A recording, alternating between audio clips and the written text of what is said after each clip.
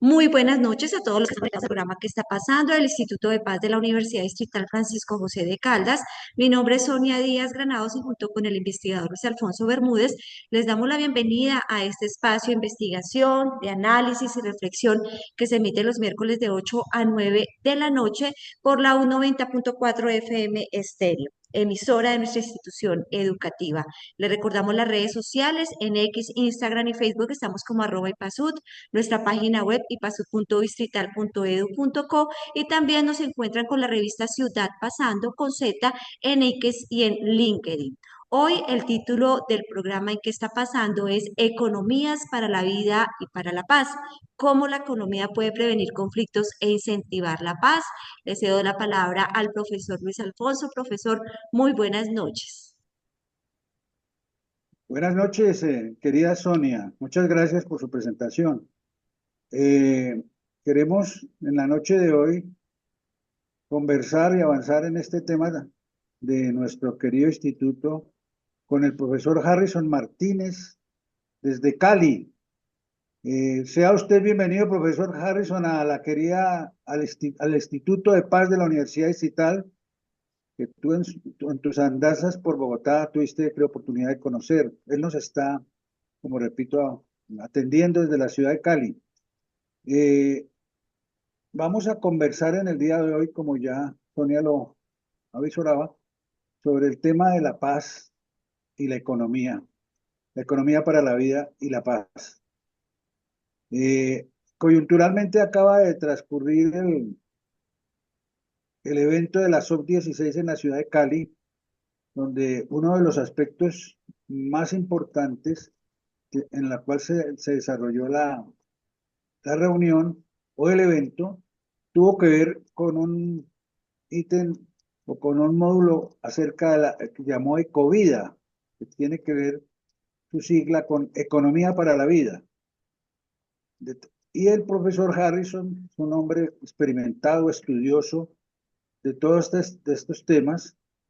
Es bueno que ustedes sepan, el profesor Harrison Martínez es sociólogo con avances en el doctorado para administración, es profesor universitario, es escritor, fue director de planeación y políticas públicas del antiguo, o lo que anteriormente se llamaba DAN Social, que es el Departamento Administrativo de Economía Social, y otro oficio muy importante es el que acaba de dejar hace un poco tiempo, que es la Secretaría de Desarrollo de la ciudad de Cali. De tal manera que usted está muy fresco en todos estos quehaceres, tanto por esa parte de la administración como por el hecho de la SOC. Y queríamos inicialmente empezar por preguntarle cómo le acabó o cómo acabó de ir la COP16 en Cali respecto de este tema que nos ocupa y la proyección, la progresión que podamos avisorar como resultado del mismo. Bienvenido, profesor Harrison. Buenas noches. Bueno, profesor Luis Alfonso, qué gusto saludarle a usted, a Sonia y este valioso programa de la Universidad Distrital. Gracias pues por la invitación y por poder hoy compartir con ustedes estas reflexiones desde acá de lo que hoy se configura. Fíjese usted, nos hemos redescubierto en la ciudad de Santiago de Cali, ya no solo como la capital de la salsa o incluso quienes hoy también la denominan la capital de la resistencia. Ahora adquirimos un nuevo rótulo, criterio, la capital de la biodiversidad. Ajá. Me pregunta usted precisamente por los temas de la COP, como el país y la ciudad conoce desde propuesto a Colombia como sede de la COP16 o la Conferencia de las Partes para la Biodiversidad. Cali fue pues su sede de realización. Yo creo, Luis Alfonso, que los resultados son muy positivos, política, social, económicamente. Tuvimos una conferencia de las partes que superó, de acuerdo a los informes del Ministerio de Ambiente, las expectativas que se tenían sobre ella. En términos de asistencia, 196 países o estados enviaron sus delegaciones, presidentes, ministros del medio ambiente, delegados de los distintos gobiernos, pues participantes o miembros de esta conferencia. La asistencia por primera vez del secretario general de las Naciones Unidas a estas COP. Recordemos que hay otra COP, que es la COP del medio ambiente. Esa ya va como en su versión 29, y van a realizar la 30, y esta, que es la de la biodiversidad, en su versión 16, la última realizada en Canadá hace 2 años, o la anterior. Tuvimos una participación que se esperaba de unas 15.000 personas delegadas, ONGs, periodistas, científicos, las delegaciones, y los reportes registran cerca de 25.000 personas. Y Luis Alfonso, un elemento nuevo, muy Excelente. poderoso, que rompe el esquema de las formas como se han realizado estos eventos. Las burocracias internacionales y las élites han estado acostumbradas a realizar estas cumbres por allá en la lejanía para tomar las decisiones del mundo. En el Esta COP Olimpo. incorporó la gente. Por eso el Ministerio de Ambiente del Gobierno Nacional hizo una apuesta muy fuerte por lo que se denominó la participación de la COP, de la zona verde, donde se registra la asistencia de cerca de 1 millón de personas. En los foros, los diálogos, las universidades, los eventos, los encuentros realizados en toda esta dinámica. Es decir, una ciudadanía que se empodera del tema, que reflexiona sobre el tema y que aspiramos siga siendo la transformadora de la problemática. Entonces, los resultados muy positivos en esta materia, Luis Alfonso. Y yo creo que históricamente para nuestro país es el evento más importante que se ha hecho en estas latitudes, por estas tierras. De tal manera que yo, pues, allá nos encontramos, tuve también la oportunidad de participar en los eventos que tenían que ver con Ecovida, y por eso importante y oportuno hacer entre otras cosas, aprovechar el escenario de nuestro programa para hacer una pequeña reflexión y análisis de las conclusiones como tal. Ah, Preferencialmente sobre el hecho de la economía, ¿no? Que fue el que de alguna manera nos correspondió compartir. El hecho de la economía para la vida, el hecho de la economía para la paz. Eh, Como conclusión de ello aparece un documento muy importante, documento para la vida, que creo yo que tú eres uno de los gestores y sobre el cual valdría la pena conversar, porque es tan interesante y tan oportuno, dada la coyuntura que vivimos, y que muestra mucha progresión, dados los momentos que vivimos, dadas las necesidades que se tienen, dadas las afugias de nuestra gente, y cómo en él se demuestra la importancia, se concluye que es determinante la economía colectiva, es determinante la economía social, la mancomunidad, la nucleación, el entender cómo entre todos nos rinden mejor las cosas. Yo siempre digo que cuando va en un carro y se le vara, y si uno va solo, qué cosa tan complicada para poderlo empujar. Pero si vamos cuatro o cinco, la cosa ya varía, ya funciona diferente. ¿Cómo avisoras tú desde esa perspectiva tus conclusiones en ese muy importante documento, Harrison? Bueno, profesor, usted ha tocado un tema que es muy importante reflexionar, y es la relación de esta crisis multicrisis ambiental. Algunos ya empiezan a hablar del colapso ambiental, entendiendo que la crisis no solamente es la crisis ambiental del calentamiento global, el problema ambiental, es también la pérdida de biodiversidad, de vida, y es también un mundo que sigue en un modelo productivo profundamente contaminador y depredador. Y esa relación entonces con la economía es, diría yo, también una de las profundas reflexiones de esta COP16, porque el gobierno nacional, en la reflexión el presidente Gustavo Petro y de otros actores científicos y demás, ha colocado el foco de la reflexión en el problema. O sea, ¿qué es lo que genera esta crisis actual, esta crisis de vida? El modelo económico. Entonces, estamos frente a un modelo económico que destruye la vida y que nos conduce aceleradamente hacia el abismo y a lo que algunos empiezan a llamar el punto de no retorno, si es que ya no estamos en él. Un modelo económico que en las últimas décadas profundizó el extractivismo, el uso de los combustibles o de las energías fósiles, que son el gran detonante de la contaminación y del incremento de la temperatura en el planeta.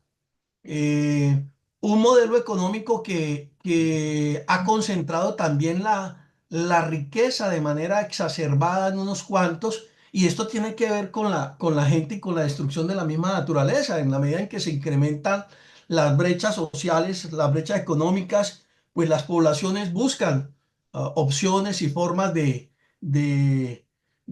sobrevivir. Entonces, fíjate, Luis Alfonso, que al colocar el debate sobre un modelo económico que no sabe cómo financiar los cambios y esa, digamos, periodo de transición hacia energías limpias, y lo que han hecho el sistema financiero internacional es incrementar las tasas de interés de los créditos que podrían los países pobres destinar a la protección pues, del ambiente. Entonces, coloca la reflexión donde tiene que ser: el problema económico, el modelo económico. No saldremos de esta crisis de vida si no se transforma este modelo económico. Y eso creo, Luis Alfonso, es también otra de las ganancias. Y por ello, en medio de la COP16, las llamadas economías transformadoras o las economías alternativas, llamadas de mil formas si se quiere, Sí, las economías solidaria, social, economía del bien común, economía feminista, economía del cuidado, economía popular, economía cooperativa. Fíjate la cantidad de apellidos que en este tiempo han surgido para ¿cómo contrastar ese. le ha parecido de familia al asunto cooperativo, ¿no? Sí, sí, ya, entre ellos el modelo pues de la economía cooperativa o el cooperativismo que desde el siglo XIX, XVIII, los trabajadores precisamente construyeron en esa visión alternativa a ese capitalismo que, como dijera un estudioso del tema, llegó al mundo chorreando sangre por sus poros, ¿sí? Entonces, se reúnen en lo que se denominó el Encuentro Internacional de Economías para la Vida y acuñan este nuevo concepto, Luis Alfonso. Yo llamaría a la reflexión sobre qué es eso de economías para la vida, qué son esas Sí. llamadas economías para la vida que puso en el escenario público en medio de esta COP un encuentro realizado en Colombia. Creo que allí tenemos un campo muy importante de reflexión, de identidad y de búsqueda de caminos a ese modelo económico que hoy es el motor fundamental de la destrucción del planeta y de la vida en el planeta. Así es, así es. Y huelga a hacer comerciales en este programa. Es menester y necesario resaltar y reconocer el trabajo del presidente Petro frente a este hecho. Cómo se ha venido posibilitando, cómo se ha venido enmendando el asunto económico de la informalidad. Recuerdo algunas frases de sus tiempos de candidatura presidencial cuando venía de recorrer experiencias de países desarrollados y concluyó hablando de que uno de los fundamentos centrales para nuestra perspectiva de desarrollo tenía que partir del hecho de la educación, del hecho de la industrialización y necesariamente de la sensibilidad. La sensibilidad es un determinante para poder avanzar, la sensibilidad nos construye, nos junta, nos aúna y por lo tanto, enhorabuena que la economía popular está poniéndose corbatín y se está trabajando en el propósito de ver cómo se adquiere legalidad, pero ante todo esto es importante afirmar que necesariamente hay que construir o reconstruir el hecho del concepto de la asociatividad, Sonia y Harrison. Si no se construye cultura de asociatividad, si no se construye el cómo avanzar en estos asuntos, recuerdo yo en tiempos del Pleistoceno inferior, cuando para mí el personaje joven más importante del siglo XX, que se llamó Ernesto Che Guevara, afirmaba por allá en uno de sus escritos que necesariamente para hacer la revolución era importante que nos tuviésemos afecto. Traído a valor presente, necesariamente tenemos que mirarnos con afecto, con familiaridad, con confianza, que es lo que de alguna manera, si profesor Harrison se me permite afirmar, nos hace falta en este escenario de la economía, porque todo el mundo tiene iniciativa, quiere ser emprendedor, jalona sus trabajos, pero desde la opción de lo individual. No se nos ha permitido construir colectividad. Hasta hace muy pocos tiempos, los jóvenes en la ruralidad se reunían por las noches desocupados en las esquinas de las plazas y eran retenidos porque eso era subversivo. El hecho de que la gente se integre, que se reúne, que se congregue ha sido mal visto. Hoy en día saludamos con beneplácito que eso es posible, que la gente se encuentre, que la gente se reúna, que la gente converse, exponga sus problemas, que las señoras en su barrio vuelvan a echar, ¿cómo llaman? A chisme, a reunirse a conversar, porque estamos construyendo comunidad. Entonces, ¿cómo le parece esa inquietud desde este escenario? Porque a veces me asalta la preocupación que podemos estar generando demasiadas expectativas, pero no sé si por el discurrir y la cortedad del tiempo podemos quedar en algún punto cortos. ¿Cómo ve usted eso? ¿Qué está pensando frente a este escenario de tanto empuje y de tanta puja que se nos está presentando? Bueno, mira, Luis Alfonso, tú nos das, con tu pregunta nos das pie para hacer algunas reflexiones sobre este problema económico y las alternativas al modelo profundamente pues, individualista y depredador que hoy rige, si se quiere, la economía global. Efectivamente, volvamos a la idea de qué es eso de las economías para la vida. Entonces, como se preguntara a alguien, si estamos hablando de una economía para la vida es porque tal vez hay una economía de la muerte. Es decir, Ajá, ¿qué es lo que nos está conduciendo a la destrucción de la vida en el planeta en el momento actual?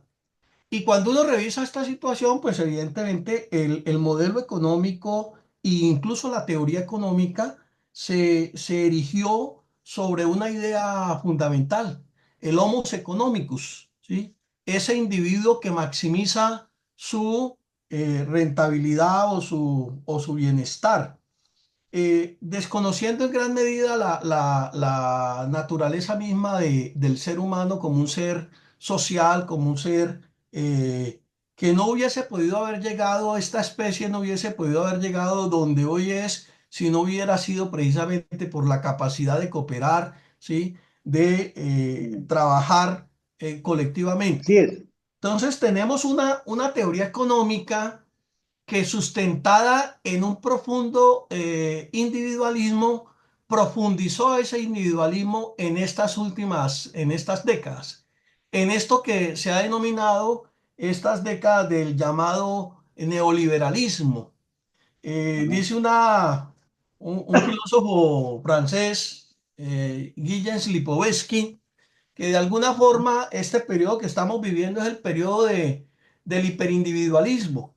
Y Ujú. toma una metáfora con un personaje mitológico, ¿sí? El Narciso.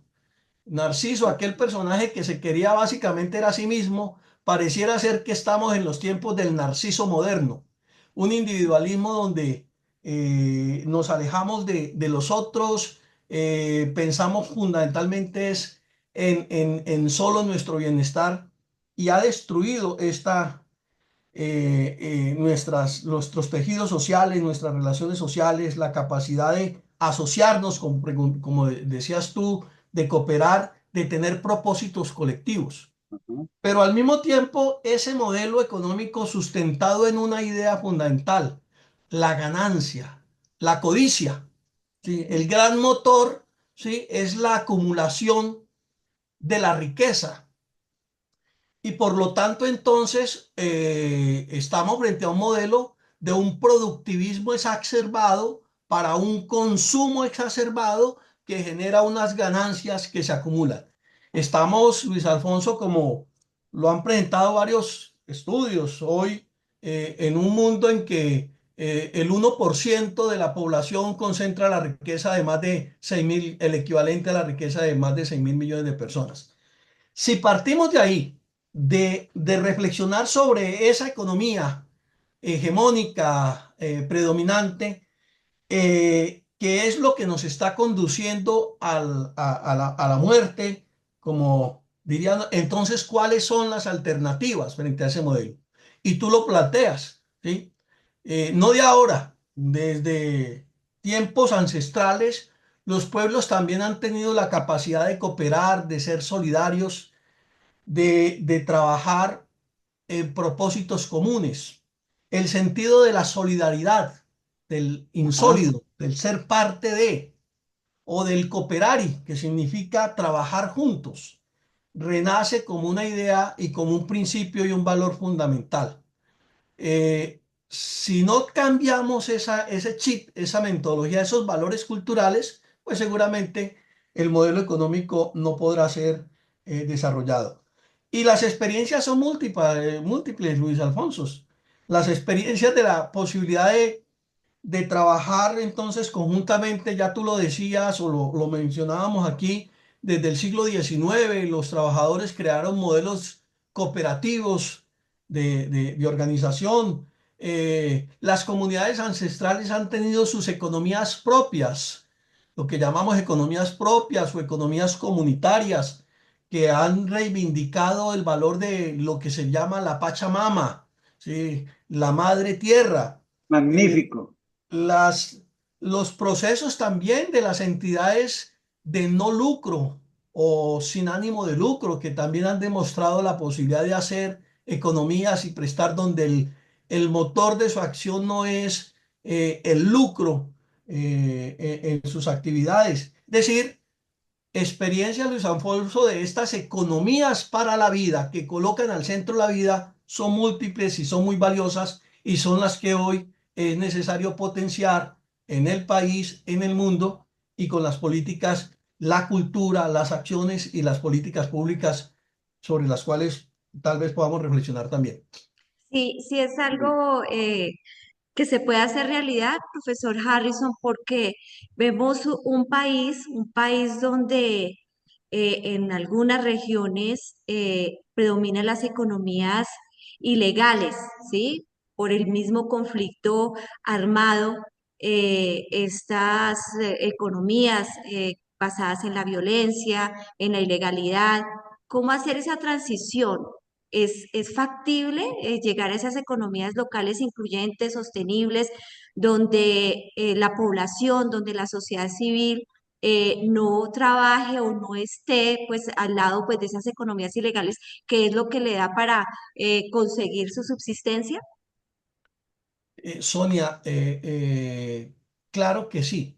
Mira, esa relación en tu pregunta entre economía y paz es muy valiosa. Si reflexionamos sobre entonces el problema del conflicto y de la violencia en Colombia, vemos que también detrás de ese conflicto hay profundas motivaciones económicas. También la codicia, ¿sí? La ambición de concentrar la tierra, por ejemplo. El desplazamiento no ha sido simplemente producto de la confrontación y de la guerra. El desplazamiento, y en estas últimas décadas de más de 8 millones de colombianos, tiene también una motivación detrás, como lo hemos podido evidenciar y reflexionar, ¿sí? ¿Quién se ha quedado con la tierra de los miles de millones de personas desplazadas en nuestro país? ¿Qué motiva esa economía ilegal o ilícita que llamamos en los territorios? ¿No es acaso la idea fundamental de la concentración de una riqueza, de la generación de una riqueza monumental que se queda en manos de unos cuantos, que como muchos los han dicho, ni siquiera viven en los territorios? Viven en Miami, en las grandes capitales y en las otras, y en las grandes ciudades, y de una población que en la miseria se vuelve, es utilizada en el marco de estas economías.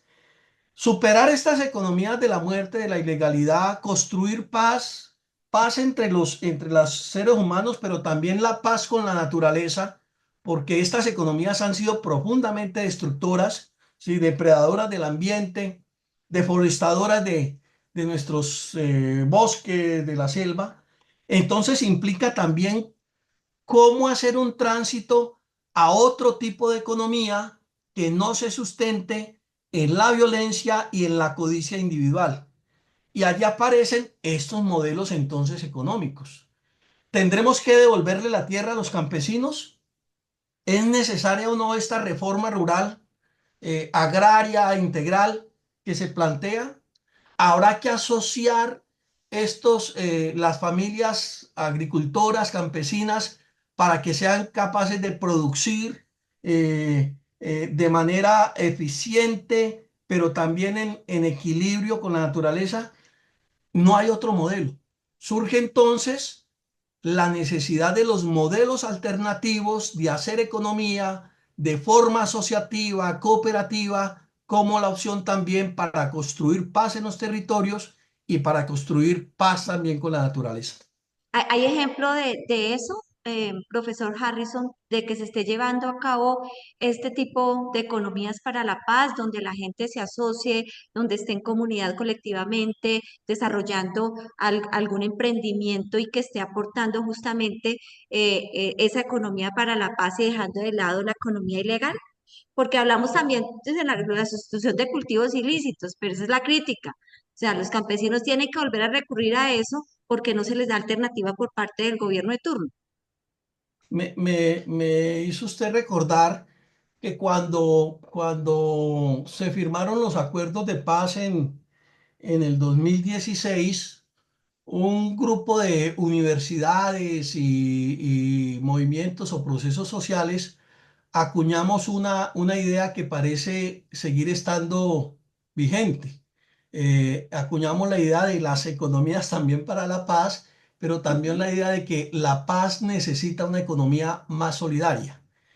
Y claro que hay experiencias que demuestran que es efectivamente posible. Nosotros conocimos, por ejemplo, modelos asociativos, y aquí resaltaría experiencias que están en varios territorios del país. Inicialmente en Boyacá, por ejemplo, un departamento profundamente minifundista, modelos asociativos que incorporaban todo el modelo económico, la producción de los pequeños, la transformación de sus bienes, el tema financiero con pequeños fondos autogestionados y el tema de la comercialización. Ese modelo asociativo que se extendió en varias regiones del país es un piloto, una muestra de que es posible hacer economía, ¿sí? con lógicas de cooperación y solidaridad, integrando toda la cadena económica, producción, distribución, finanzas, consumo. Pero tú encuentras mil experiencias en Colombia, en el territorio. Los mismos Yo excombatientes quisiera, de las FARC, con sus proyectos productivos, muchos haciendo cerveza, es más, empresas de moda. Eso es un ejemplo importante. de acuerdo, fíjate que los firmantes de los acuerdos de paz escogieron precisamente como alternativa para su reincorporación económica los modelos cooperativos y solidarios y han constituido cooperativas. Hay que decirlo porque también tú encuentras un modelo aplastante y en estas décadas anteriores y en los gobiernos anteriores las políticas públicas para estas economías pues han sido, por el contrario, en vez de alentarlas, han sido destructivas. Pero en Colombia hay un importante tejido asociativo y solidario. El sector cooperativo y solidario, representado en las llamadas entidades en empresas cooperativas, en los fondos de trabajadores, que es un modelo propio de Colombia, donde los trabajadores de una empresa se juntaron para hacer ahorro y crédito, en las asociaciones de carácter mutualista, solo en estas tres figuras asociativas registran cerca de 7,2 millones de personas asociadas. Fíjate que es un potencial muy importante. Pero la asociatividad en Colombia tiene también otras expresiones. Hay una asociatividad territorial muy valiosa que a veces la hemos desconocido y también hay que decirlo, el clientelismo y la politiquería muchas veces la ha visto más como el fortín electoral que como la organización ciudadana para transformar el territorio, las llamadas juntas de acción comunal. Sí, Sin señor. embargo, hoy esas juntas de acción comunal son cerca de 63.000 juntas de acción comunal en Colombia, con cerca de 6,7 millones de personas asociadas en el barrio, en la vereda, y con experiencias también muy valiosas de capacidad productiva y de transformación. Les pongo un pequeño ejemplo. En el municipio de Saravena, Arauca, las empresas públicas de Saravena son propiedad de las juntas de acción comunal.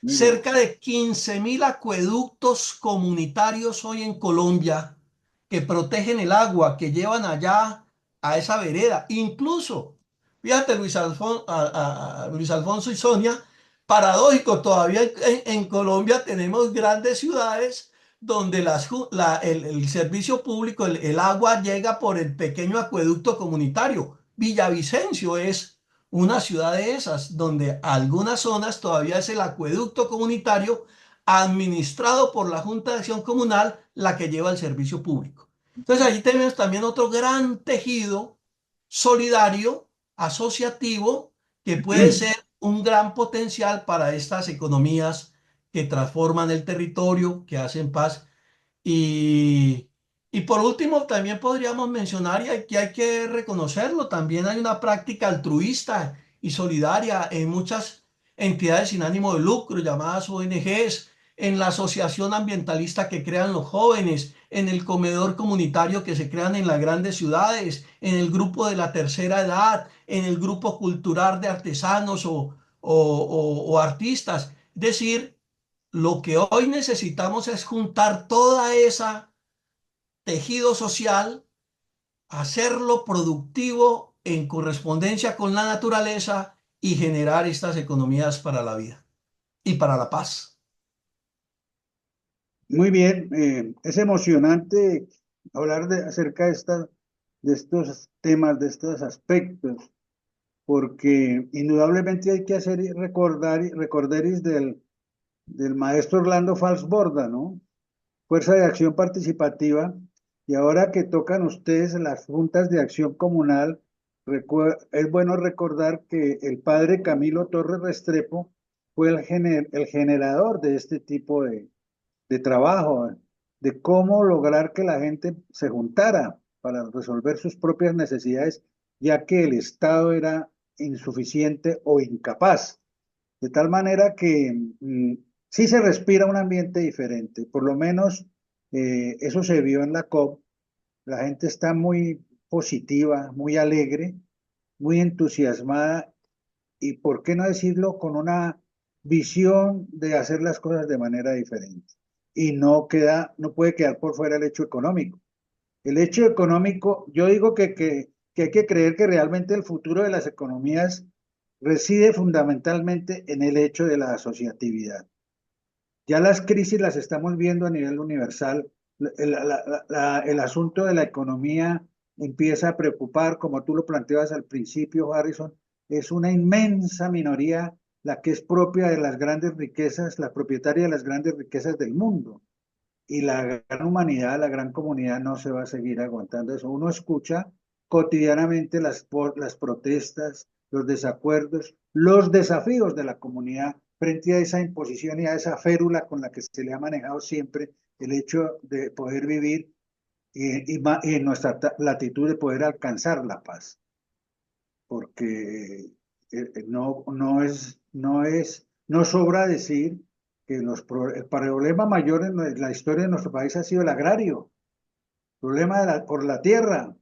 Uno de los pilares fundamentales del acuerdo de paz del año 16, miremos, creo que es el 1 punto algo, pero sí es de los primeros, y el 1.3 tiene que ver con el concepto de las cooperativas, Harrison y Sonia, en el acuerdo de paz. ¿Y por qué? Porque es menester revisar cómo es que está mal hecha la repartición.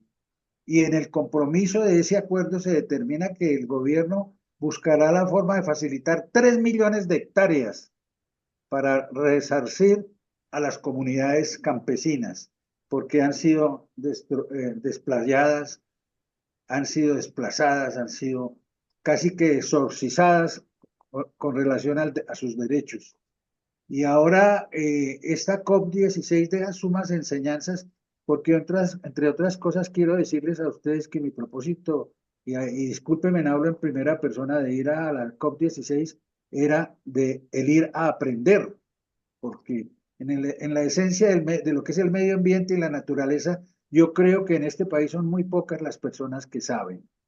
De tal manera que la enseñanza fundamental es cómo volver a los ancestros. Tú lo decías, Harrison, cómo volver a esas economías colectivas, cómo trabajar la mancomunidad. Y da la circunstancia que se nos reúnen dos experiencias, nuestros indígenas, nuestros ancestros, y mirando desde otro escenario allá lejos, los vikingos. Los vikingos eran comunidades en el siglo XI, colectivas, asociativas, mancomunadas, pensaban no en el propósito de su fin personal, que esa concepción de vida, de pensamiento desde lo económico, de la codicia, de la mezquindad, es tara del subdesarrollo. Hoy el mundo civilizado, el mundo debe encumbrarse hacia lo colectivo, hacia cómo ser mejores, pero de manera colectiva. Un tantito difícil, y eso poco lo enseñan, pero es la única alternativa que creo yo vamos a tener para poder no seguir meramente subsistiendo, sino vivir con alegría. Yo quisiera, profesor Harrison, que nos tocara un instante el tema del documento que para mí es magnífico, el que tuvimos oportunidad de mirar en Cali, sobre una propuesta que creo yo que es para presentársela al gobierno. Sería interesante que tú nos presentases un poco cuáles son esas conclusiones, por favor. Claro, Luis Alfonso. No sin antes, un poco en esta reflexión que estamos haciendo, fíjate, si vamos entrando la reflexión, entonces en la importancia de transformar definitivamente un modelo que ya no da más, modelo económico que ya no da más, y que si se quiere hay que reconceptualizar incluso la teoría económica. Ustedes y quien habla también, que hemos estado en la academia, en las aulas universitarias, pues sabemos muy bien cuál es la teoría, sobre todo en algunas ciencias que replicamos en nuestras instituciones educativas, sobre todo bueno, y en general en el modelo educativo. Llegó la hora de profundizar también estos debates conceptuales y abrir las puertas a las nuevas y al pensamiento crítico en distintas áreas. Y de manera particular, diría yo, en dos grandes disciplinas que sustentan este modelo: la teoría económica, ¿sí? y, eh, y la teoría de la administración. Eh, la una convive y depende de la otra. El modelo y la teoría económica eficientista, rentista que enseñamos ha replicado un modelo de ver las organizaciones y de ver el direccionamiento de esas organizaciones. Entonces, fíjate cómo tenemos hoy que abrir las puertas de las universidades, de nuestras facultades, de nuestros programas al pensamiento crítico, al pensamiento alternativo en las diversas y distintas ciencias y en particular en las ciencias sociales. Y eso nos lleva, Luis Alfonso, entonces a tu pregunta. ¿Qué debe hacer que el documento que sacamos de Cali del movimiento o del encuentro de economías para la vida y de otras expresiones invita y llama al gobierno en ese sentido? Una primera reflexión y decisión es: hay que transformar la mentalidad. Si no cambiamos la mirada, la visión del ser humano ontológica y epistemológica, eh, pues vamos a seguir replicando este modelo. Por eso una educación, una formación que se centre en rescatar los nuevos valores o los valores del humanismo, de la solidaridad, de la cooperación, también están llamados a aperturarse en el sistema educativo. En eso creo que el gobierno nacional tiene una deuda. Este gobierno del cambio requiere acelerar ese proceso. Así Esto ha es. sido una lucha de muchos años antes de académicos, de procesos y movimientos sociales, de rescatar y valorar los conocimientos y saberes. Un poco la idea de, de, de Buenaventura de Sousa de luchar contra ese epistemicidio que Ujú. significa o que ha representado el pensamiento hegemónico y totalitario que se impuso en esta modernidad. El gobierno nacional tiene hoy la necesidad y la urgencia, y es una de las primeras, digamos, conclusiones del documento de Cali al que tú haces referencia, a profundizar en el sistema educativo nacional la formación en una educación que algunos llamamos desde y para la solidaridad. Rescatar los valores, ¿sí? Y los principios del humanismo y las prácticas. La solidaridad también se aprende en la escuela. Un poco en el decir, si se quiere, de Martha Nussbaum, una socióloga también norteamericana, trabajó muy de cerca con Amartya Sen. Escribí hace poco un texto sobre las emociones políticas. Ujú. Y dice Nussbaum que cualquier nación, cualquier estado se cimenta también en las emociones que promueve y que sustenta en sus pueblos. El Estado nazi requirió del odio, de la xenofobia frente al pueblo judío, ¿sí? El individualismo de este modelo neoliberal requiere de un profundo egoísmo y de un rechazo de alguna forma hacia el otro y de la percepción frente a sí mismo. Entonces los valores de la solidaridad, una nación en paz, ¿sí? Una nación construida sobre otros principios requiere que también esto se cimente tanto desde el conocimiento, la comprensión conceptual, pero también la vivencia y la práctica. Esa es tal vez, Luis Alfonso, una de las primeras conclusiones. Se requiere profundizar en el sistema educativo colombiano, en nuestras universidades, en nuestras escuelas, una formación, una educación que rescate los valores y los principios de la solidaridad, la cooperación en los seres humanos. El gobierno nacional está en mora de hacerlo. Tiene Sí, las sí. herramientas jurídicas para hacerlo y sobre todo la urgencia y la necesidad si queremos transformar este país. Una segunda reflexión del documento tiene que ver con el fomento y el apoyo. Las políticas públicas, que son las acciones, las decisiones que toma el Estado, los gobiernos en cada momento, pues hoy tienen que, Luis Alfonso, como dice la Constitución Nacional, fomentar y proteger estas economías. No solamente, fíjate, el artículo 58 de la Constitución Nacional habla de que el Estado fomentará y protegerá las formas asociativas y solidarias de propiedad. No se trata solamente de fomentarlas, de llevarle el crédito al pequeño productor o el capital semilla o facilitar que se incorporen. Se trata también de proteger frente a unos mercados y unas condiciones que han sido leoninas, ¿sí? Y que compiten en desventaja. Usted lo Sí, vivió tal vez, Luis Alfonso, en los tiempos del sector cooperativo financiero que preguntaba ahora, ¿sí? En sí, los años de la crisis del 98, el Estado salió a recurrir los grandes bancos. Mientras tanto, ¿sí? Las políticas que se tomaron condenaron al cooperativismo en ese entonces creciente, ¿sí? A defiéndase por sí solo, incluso a intervenirlo. así fue, El banco así cooperativo que fue. había creado el sector cooperativo, llamado en ese entonces Codesarrollo, fue intervenido y saqueado, y las normas que se instalaron lo colocaron en desventaja con el sector financiero. Necesitamos entonces políticas que protejan, que fomenten las economías para la vida y estas economías social, solidaria de las que estamos hablando. Muy bien.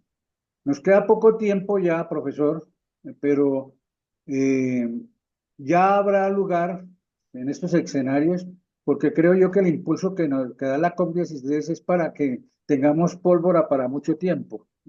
Eh, Ha tocado un tema fundamental y es el hecho educativo. Yo escuchaba al director de la Unidad Solidaria que a propósito aquí entre nos, querido Harrison, me gusta más el nombre Unidad para la Solidaridad, porque está por construirse.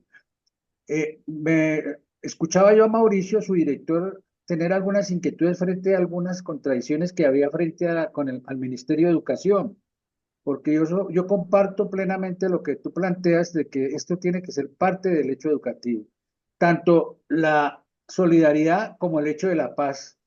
Ningún ser viviente en este momento en nuestro país ha vivido, conoce lo que es la paz. De tal manera que hay que enseñarla desde la escuela, tanto la paz como la solidaridad.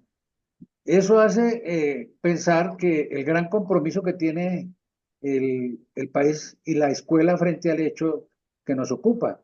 ¿Cómo hacer posible para que desde el Ministerio de Educación se generen unas políticas? Porque creo yo que las políticas están, tú recuerdas, Harrison, que los colegios cooperativos, en fin, creo que no se requiere ya más de generar normas y de leyes. Lo que se requiere es voluntad política para que las cosas se hagan. ¿Sí? Entonces, en la educación superior pública pues, estamos pensando o se debe pensar necesariamente cómo propiciar esos escenarios. Y yo he dado por decir que nuestra familia estudiantil necesariamente debemos inducirle al hecho del trabajo mancomunado, con autonomía, con una perspectiva de orden colectivo, porque es muy bien que produzcamos profesionales, pero creo que el hecho educativo nos conlleva hoy a que produzcamos mejores seres humanos. Volver al hecho de la bonomía, ¿te acuerdas de esa palabra que creo ya está en proceso de extinción? Entonces, ¿cómo volver a ello? Y necesariamente tiene que ver sobre la esencia de la solidaridad. Y eso construye vida y eso construye felicidad. De tal manera que creo que ya hay algunos gobiernos que, como lo sabemos, pues del presidente de Ecuador, Correa, que construyó su modelo económico y de desarrollo sobre la base de economías para la vida, que es la esencia de todo el hacer y el vivir de los nativos, de nuestros indígenas del sur. Entonces, no tenemos que inventarnos muchas cosas, ahí están. Lo que pasa es que esas cosas tan valiosas, tan importantes, las hemos dejado allá que como sin valor, porque es que eso es de indiamenta, ¿no? Eso no sirve, eso no cuenta. ¿Por qué nos pasa eso? Porque no tenemos identidad. Y uno de los problemas del país nuestro es que se le refundió la identidad en medio de la discusión por la vida, porque la vida se nos volvió una discusión, una guerra. En fin, es eso de la educación, profesor Harrison, y ojalá usted en sus pulsos que tiene pudiésemos seguir propiciando, y aquí desde la Universidad Distrital cuente usted con que hay un baluarte para que podamos empujar el hecho de por qué es importante la educación en cooperativa, solidaria, mancomunada, asociativa, en el hecho de la educación para tener un mejor país. Creo que Experiencia que hemos llegamos vivido. a un elemento valioso que nos motiva a nosotros quienes hemos estado en la docencia, en la educación. Y de alguna forma es la reflexión también sobre el papel hoy de la universidad, de las universidades como centros del pensamiento, del conocimiento. Y en este proceso. eh, la universidad y en general la educación tiene un papel fundamental transformador, pero ese papel transformador depende si transformamos los paradigmas, si descolonizamos o deconstruimos el pensamiento que hoy replicamos en nuestras instituciones. Se puede tener las mejores aulas, se puede tener las mejores, y no es porque, claro, en un país de carencia, de infraestructura y de muchas necesidades también en la educación, pero podemos tener las mejores aulas, las mejores didácticas para enseñar los peores contenidos. La educación es transformadora y por eso entonces el debate hoy en nuestras universidades, en todo el sistema educativo. Y Luis Alfonso, aquí tenemos que llamar de alguna forma a todo el ecosistema de la educación, a los docentes. Mire usted, tenemos cerca de 350.000 docentes que son asociados a cooperativas, pero no son cooperativistas en el aula. Tenemos un movimiento sindical de docentes de los más fuertes del país que lucha muy bien por las reivindicaciones de sus asociados, de sus afiliados, pero ese movimiento sindical no se ha planteado la discusión por los contenidos de la educación. ¿Sí? Tenemos un movimiento estudiantil que aflora y lucha por sus reivindicaciones, pero ¿acaso no será necesario también incorporar en su agenda la disputa por los contenidos? Entonces, si todos en su conjunto nos planteamos esa transformación, seguramente un gobierno del cambio entenderá que llegó la hora también de generar, de abrirle en el sistema educativo, en la pluralidad, en la diversidad, ¿sí? Las puertas al pensamiento crítico, alternativo, y que nuestros estudiantes no sigan siendo simplemente objeto o expuestos al modelo que replicamos colonizante de un pensamiento fundamentalmente pues individualista que hemos generado en las distintas ciencias y estructuras. Qué bueno esta reflexión y que podamos entonces desde cada espacio contribuir a su desarrollo. Muy bien, querido Harrison. Creo que ha sido muy instructivo, muy enriquecedor este conversatorio. Creo que no será el primero, yo no digo el último, venir muchos, porque la coyuntura así lo exige. A nombre del Instituto de Paz de la Universidad Distrital, pues bueno que se resalte esto, profesor Harrison, que en la Universidad Distrital tenemos un Instituto de Paz para que hace parte como músculo forjador para el hecho de logro del derecho de la paz como tal. Agradecemos su presencia y su gentileza, su tiempo, a nombre de Sonia, nuestra querida directora aquí, y ya vendrán otros tiempos. Espero que podamos seguir conversando y cualquier cosa que tenga que ver con el hecho educativo y la solidaridad, cuente con nosotros, profesor Harrison. Muchas gracias. ¿Oye? Gracias, Luis Alfonso, a ti, a Sonia, por este espacio y bueno, la feliz noche para ti, quienes escucharán este programa